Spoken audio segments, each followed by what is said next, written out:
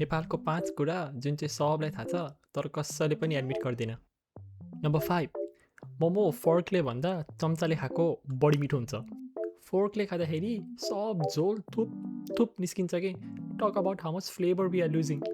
त्यही माथि jhol momo, fried momo, steam momo जस्तो मोमोको लागि पनि स्पुन नै ठिक हुन्छ कि। म यो पनि भन्छु केचप मोमोको लागि वर्स्ट पेयरिङ होला के। कसले सोच्यो कि केचप मोमोसँग मिठो हुन्छ भनेर।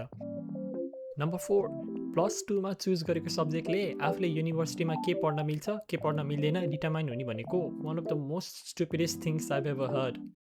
16 वर्ष 17 वर्ष हुँदाखेरि मैले आफ्नो फेभरेट पावर रेन्जर चुज गर्न सक्थेन, कहाँ आफ्नो एकाडेमिक लाइफको one of the most important decision choose गर्न सक्छु त नि। I say let students choose what they want.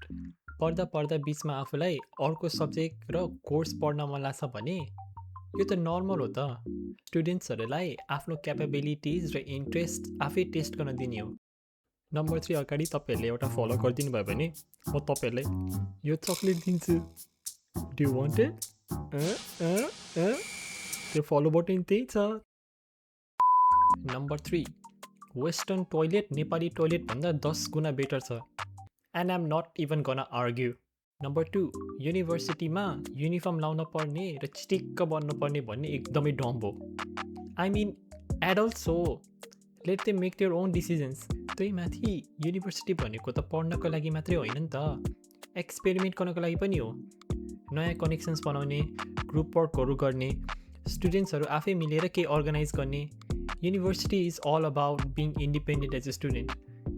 Finally number 1, chatpat over rated हो एन्ड यु नो इट। मलाई घाँसपात खान मन पर्दैन, तर चटपट खाना भन्दा बरु घाँसपात नै खान्छु।